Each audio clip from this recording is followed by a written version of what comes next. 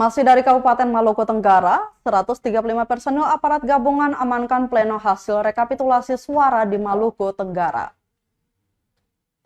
Polres Kabupaten Maluku Tenggara mengerahkan 135 personil guna mengamankan pleno rekapitulasi hasil perhitungan perolehan suara pemilu 2024 Selasa 12 Maret 2024. Kapolres Malera AKBP Frans Duma mengatakan 135 personel pengamanan tersebut masing-masing dari Polres 55 orang personil, kemudian Brimob 60 orang personil, Kodim 20 personil.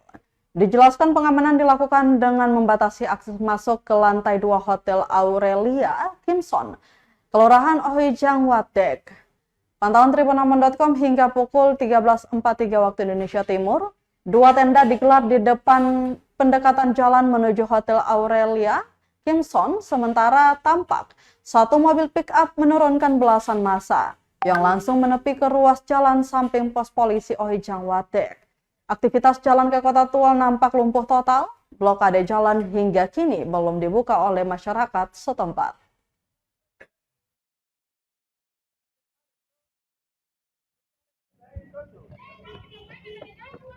Download Tribun X sekarang, menghadirkan lokal menjadi Indonesia.